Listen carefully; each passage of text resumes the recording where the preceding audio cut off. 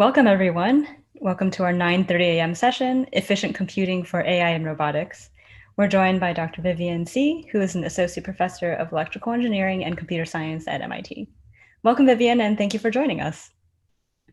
All right, thanks, Irina. So I'm very happy to be here today to share with you some of the work that we're doing at the intersection of efficient computing and AI and robotics. So in particular, we know that AI and robotics are very exciting these days, very exciting applications. But if we take a look at where the computing is happening for that right now, most of the processing is happening in the cloud. But there's many compelling reasons why we might want to move this compute from the cloud to the edge. So for example, if we want this technology to be accessible to people around the world, we want to really reduce its reliance on the communication infrastructure. So moving the compute to the person themselves will be helpful for that. Another thing is for a lot of these applications, especially in the AI space, it often involves data that is private and sensitive. So for example, in healthcare. So as a result, rather than moving the data to where the compute is happening, we'd like to move the compute to the data or where the data is being collected, so into the device. And then finally, if we think about interactive applications, for example, self-driving cars and robotics, we often are very sensitive to latency or basically reaction times, changes in the environment. And so you can imagine if you're driving quickly, your vehicle's going quickly down the highway, it might not have enough time to send the data to the cloud, wait for it to be processed, and then come back. So in this case, again, you'd want to move the compute into the robot itself. So these are the many reasons why we want to move the compute into the edge device or robot, but there are challenges associated with this. One of the main reasons is the fact that the computing often for these applications is very expensive in terms of power consumption. So if we take a look at self-driving cars as an example, it collects a lot of data from its sensors, but you typically will be burning, like for example, over 2,000 watts if you use kind of general purpose computing to just process all the data that is being collected at the sensors. And this will require things like wasted heat and water cooling to manage this. So this can be quite cumbersome. And then you can imagine that this is going to be even more challenging as you start reducing the size of the device to, let's say, a handheld device or a portable device, for instance, your smartphone or a smaller robot. Right? Typically, these smaller devices have even much tighter power constraints due to the heat dissipation. So typically under a watt. And unfortunately, existing processors, it becomes very challenging to deliver that for these particular types of applications. So another challenge that we're actually facing is also that transistors themselves are not getting more efficient. So if you look over the past, few decades, the reason why we've gotten these faster, smaller computers is do things like Moore's law that gives you faster and smaller transistors, and Dennard scaling, which gives you more efficient transistors. But we can see that over the past decade, this has really slowed down. So if we want to meet all of these computing demands, we really have to find some other solution. We can't just wait for better transistors. In fact, what we need to turn to is moving from general purpose processing to designing very specialized hardware for these given application spaces. And this can offer significant improvements in both speed and energy efficiency. And this is one thing that we might want to consider in the context of other kind of energy efficient strategy that we could potentially take. So we can imagine for cross-layer design, one particular approach is to take a cross-layer approach to enable energy efficiency. You can start out with efficient algorithms, making the algorithms themselves more energy efficient. Then the next thing you might want to do is come up with new architectures, right? So how do you build these new computers from the ground up to make them more energy efficient?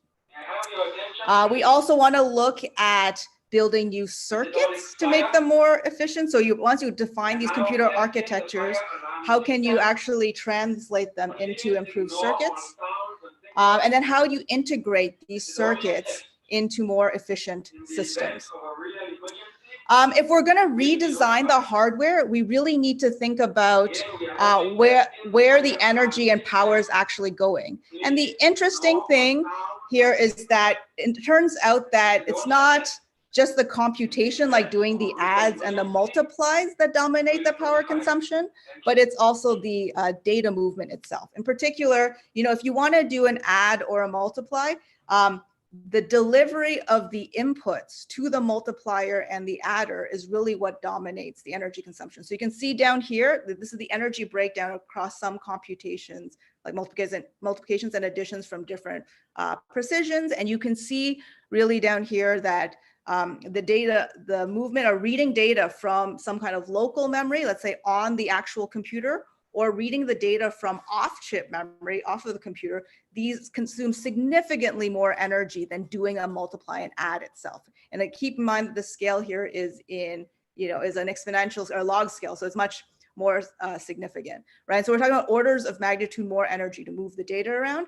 And so if we're going to actually try and build systems that are energy efficient, we really need to address this issue of moving data around the system, not just doing the arithmetic computations. And then the challenge, of course, is that we start looking at applications like autonomous navigation, they tend to use a lot of data, right? So for example, one of the first things you need to do in autonomous navigation is understand your surroundings. You might, capture with the camera on your vehicle, capture the scene. And what you want to do is semantic understanding, which is basically understand, does this pixel represent the ground? Does this represent, the sky? Does this represent a person? That's what referred to semantic segmentation. Often you have to process this at very high frame rate, particularly if you're moving very quickly. You may need a larger resolution so you can see, people or objects that are far away. And then finally, you might not want to be able to, detect people at different scales. And often this means that, changing a HD image, which is 2 million images, you might have to, have multiple different scalar versions of it, which is going to increase the size by 1 to 2 orders of magnitude. So that's a huge amount of data right there. The other thing is, often as you're navigating, you also need to build a map and you need to be able to see, how far away the different pixels are. And you can imagine as you are traveling further and further, the size of the map is going to grow. Okay, so this is an additional challenge that you might face. And so in kind of the first task, what we want to do is just kind of tackle how do we build efficient systems when there's a huge amount of data. One of the very first tasks that you do in autonomous navigation is just to basically figure out where you are and what you're facing. So for example, you can see here, there's, this is a camera that's mounted on top of a robot or a drone that's flying around, and you're trying to estimate, shown here, where you are in the 3D space and where you're actually located. And so one way of doing this is what we call visual inertial localization. It's basically fusing camera information with IMU information. So this is like accelerometer and gyroscope data to get this estimation of where you're located in the 3D space. If you're navigating in an unknown area, you might also have to build a map of your of the region or the environment that you're actually in. So we want to be able to do all of this at very low power. And so what we were able to do is to design very specialized hardware to do this localization at under 25 milliwatts. This is in collaboration with Surtesh Kerman, who's another faculty here at MIT.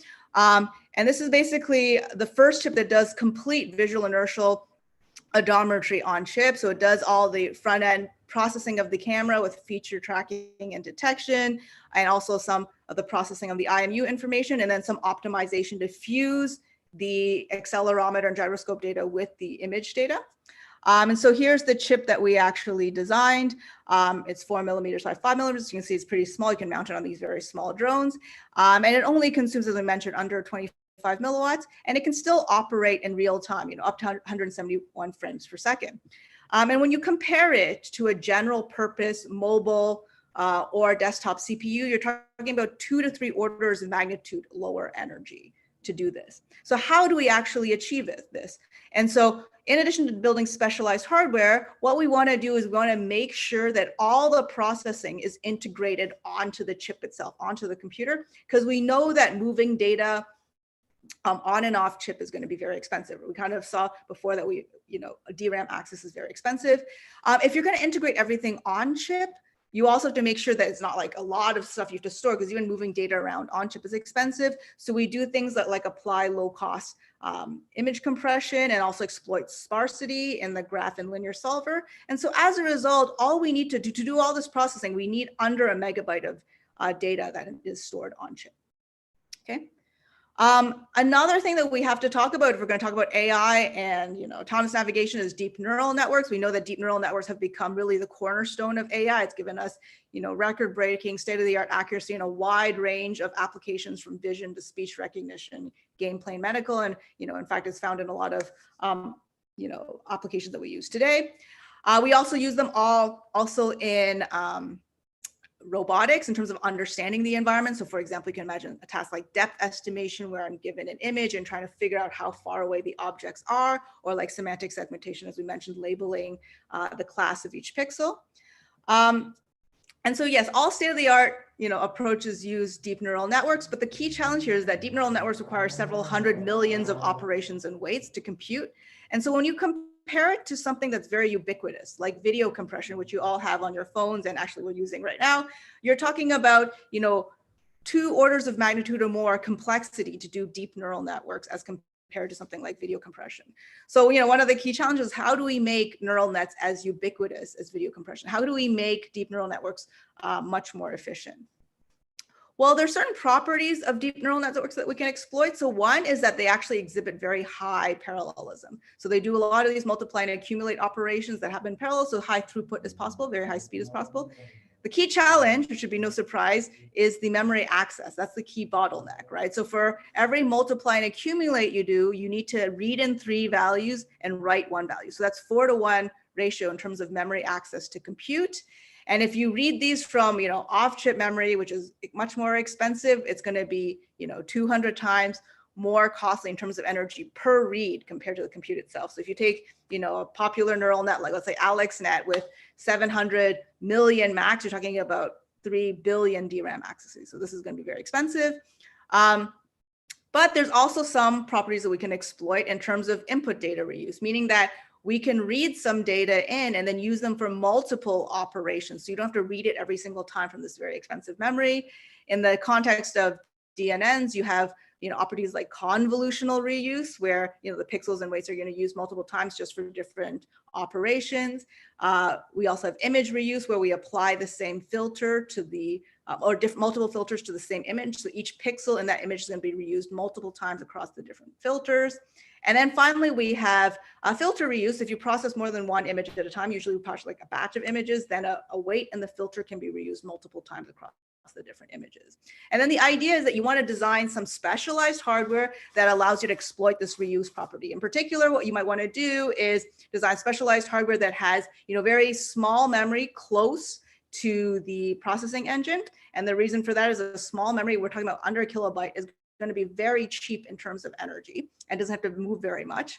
And so just to give you an idea of how the energy compares, to do, let's say, a multiply and accumulate, and let's say that's 1x in the AL to do that computation, reading from this tiny memory, about 1 KB is going to be super cheap as well. It's about the same amount of energy. Reading from a larger memory, let's say a buffer of like 500 KB is going to be 6x the energy, and then going off to DRAM is most expensive. So in general, farther and larger memories consume more power. So what we want to do is we want to try and read as much as possible of our data from this small memory. So we read the data once from this expensive DRAM and then keep on reusing that piece of data and reading it from this register file as many times as possible to do many operations. Now, the problem, of course, is that this small register file memory is very tiny. We have these large, million, billion weight-sized DNNs. So what we need to do is you need to, chop up your very large neural network into small pieces so that it fits in this register file. And then the question is, what is the order at which you're going to process all of these teeny tiny pieces so that you could maximize the reuse, so you don't have to read so frequently from the DRAM. And that's exactly what we kind of explored in some of our work. In particular in the Iris work, where we try to really optimize the ordering of how we process the data. We call that the data flow. And this allowed us to exploit data reuse and drop the amount or reduce the amount of memory accesses by 100x from the global buffer, from the larger buffer, and by over 1,000x from the off-chip memory that's very expensive. We actually went ahead and fabricated this chip, and then we measured the power. When you compare it to a mobile GPU, you're talking about an order of magnitude reduction in energy compared to that GPU. I also want to just mention, we talked about, AI, robotics. There's also important applications of AI in the healthcare space. And so this is some work with Thomas Health at MIT. And one of the key, things that we're trying to tackle is dementia. So we know that, diseases like Alzheimer's affects lots of people, 50 million people in the world today, and it's projected to continue to grow, unfortunately. And one of the key challenges in assessing these types of diseases is that doing an assessment, typically you need to go and see a specialist, and they're going to ask you a series of questions, or maybe ask you to like draw a clock. These assessments can be very time consuming. And so as a result, you can't go very frequently, and it's not very accessible to many people. In addition, even with the specialists, there's often going to be it's a very qualitative assessment. So there's going to be like a repeatability issue. So, those of you have probably experienced going to different specialists, they might have a different result. So the question is, can we make this more quantitative and make this more accessible? So one of the areas that we've been looking at is that, which has been actually very exciting, is it's been shown that eye movements themselves can give you a quantitative assessment of the severity, progression, or regression of these particular diseases. So for example, based on your eye movement, you can tell whether or not a certain, if your Parkinson's medication is working or not, for example. So this has been like a promising area of research. And so the question that we had is, can we kind of enable this type of measurement to happen on the phone? Right now, this type of measurement still happens in the clinic, but if we can enable it to happen on the phone, for example, it can happen, at home at a very low cost. You can collect a lot more data, and then this data can help assist the specialists in terms of having a better assessment of your cognitive state. Okay, so as a summary of what we're talking about today, in general, we want to enable energy efficient AI. We really want to extend the reach of AI beyond the cloud, just get out of the cloud. And this is really a critical step of making AI ubiquitous. And then the key way of enabling this is a cross-layer approach. So yeah, there's alarm before, so you might not have heard, but really not just looking at the algorithms, but also looking at the hardware and looking at them across the entire stack. And this can really help us push the energy efficiency of AI so we can make it ubiquitous and accessible by all. And this is going to be critical for the progress of AI over the next decade. And so, these slides are also available on our website if you want to check that out. Some other resources on this. So this is a really growing and emerging area. There's been a lot of research in this space. So recently we completed a book on this particular topic. So if you're particularly really interested in learning about how to efficiently process deep neural nets, both from a hardware perspective as well as an algorithmic perspective, I invite you to check out this book. Another thing is we actually run a class typically it would be on MIT campus, but this year it's going to be obviously virtual and live for MIT professionals who are very interested in this topic. So actually the registration of this course is already closed, but if you are interested in it, we will open up some slots for this particular conference or attendees of this conference. So if you're interested in learning more about this topic, I invite you to send out an email to the shorts programs at MIT by tomorrow to sign up for the class. The class starts next week. And then finally, we've had a lot of tutorial material. This is just a small, short snippet of the research in this space. If you're interested in doing a deeper dive, either in the neural networks aspects or the robotics aspects, I invite you to check out the variety of talks that are available on our website. And with that, I want to thank you very much for your attention. And I'm happy to take some questions. Thanks so much, Vivienne. So we do have a few audience questions. Here's one from Anonymous. So Anonymous is asking, is specialized hardware the only answer? Is there any hope for the huge installed base of compute, mobile or embedded out there to use deep neural networks? Yeah, so certainly I think you can get a lot of savings from trying to come up with much more efficient algorithms that might be agnostic to the hardware, right? So even just thinking about when you're, designing these algorithms for AI and robotics, making, jointly thinking through energy and accuracy can bring you quite far. So actually, we've also looked at research in that space, just, for example, how to make the network smaller, but still maintain accuracy. But you can get even better if you jointly design those algorithms with the hardware itself. So then the hardware can really exploit interesting properties of the algorithm. So just to give you one example, one way that you can efficiently design this also is that you make the algorithms, let's say, sparse, meaning that there's a lot of zeros in there. And so we know that anything times 0 is going to be 0. So if you can have the hardware recognize that and avoid doing the computations where one of the inputs is 0, that's going to make it much more efficient. And I would take it even further. There's also been research of also not just optimizing the hardware architectures, but jointly optimizing the devices, so the transistors that might feed into these architectures as well. So there's this whole area called processing in memory or in-memory computing, where you bring rather than putting the memory by the compute, you bring the compute into the memory itself, like really making the compute into the data. And in that case, once you start bringing things into the memory, you need to often redesign the devices of the memory itself so it can also do computation. Great, thank you. So we have one audience member who's asking if you would mind going back to the slide with the links to talks. I think there's some interest in further exploration. And while you're doing that, another question from David. So, and this one's about waste. So even if edge computing requires less energy, then it does require more, does it require more physical resources, and does it therefore create more electronic waste? Is that, is this physical waste in addition to energy something that you're considering in these calculations? I think that's a great question. I mean, I think if you want to take a step back and think about just like carbon footprint, there's carbon footprint in terms of like the energy, the carbon that you're emitting through the computation itself. And then there's like the capital expenditure of like fabricating all these devices. I think it's certainly worthwhile to think through in terms of those types of trade-offs. Certainly, I think it's important to not create waste. And ideally, I think if people should utilize whatever products they have to the best that they can. I think you could actually also think about, often the stuff in the cloud, there is a timeline for that as well. And I think it's just a matter of changing behaviors and not, excessively using different things. Absolutely, that makes sense. And so if we're thinking about, making the best use of all the resources that are available, we just got another question. Do you have any thoughts on leveraging efficient edge compute devices and cloud compute? So how would you design systems by thinking more holistically?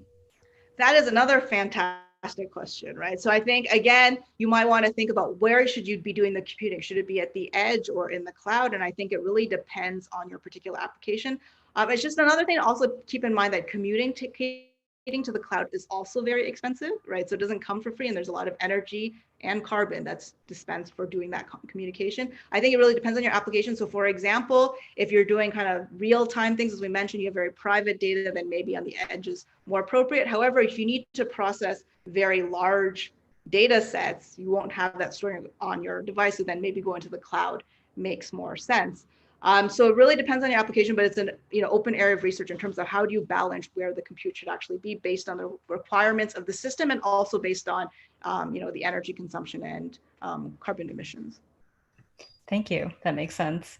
And so going sort of into the nitty-gritty of the kinds of models that you're choosing, another anonymous asker wrote, in many cases, we find ensembles of models like gradient boosted trees plus DNNs provide better answers than just DNNs alone. By optimizing for DNNs, are we penalizing other models? And how do you consider that in your model creation? Another great question. So I would say, I think hopefully this is up. So if I go back to like the work that we did on visual inertial odometry, that's actually not DNN based. It's actually just the more traditional pose graph kind of factor graph optimization based approach. So I think it's really important to not think that DNNs is the be all and end all of everything. There's a lot of challenges with DNN. They're computationally expensive. They require a lot of data. And then also they have interpretability issues sometimes. So I think really trying to pick the right algorithm for the right application is really, really important for those multiple reasons. Thanks. Let's see. So any other questions coming in? You know what, since we're on the topic of the nitty gritty, so Rich asked early on, for embedded computing like robotics, why not use a more neuromorphic or analog model like True North, or always on mixed analog digital? Any thoughts on that? Yeah, so I think it depends on what you're prioritizing. I think the first thing I personally always start with is to make sure that the quality of result, for example, the accuracy is there for your given application, and then look at the hardware. I think one of the challenges in neuromorphic approaches is the ability to show that high accuracy. And then once you have that high accuracy, can you then come up with more efficient hardware to support and maintain that accuracy? Because if you can't, get from point A to point B, then it doesn't really matter in terms of what hardware you're looking at. Now, in terms of analog computing, as I mentioned, or hinted towards that, in-memory computing, where you bring compute into the memory itself, involves a lot of analog types of processing. And so there's a lot of pros and cons about that, as I mentioned. So you can do a lot of analog computing, but then you're also sensitive to non-idealities. And if you need to transition from the analog to digital domain, there's that kind of conversion challenge as well. But I think it's an open area of research that people are actively pursuing.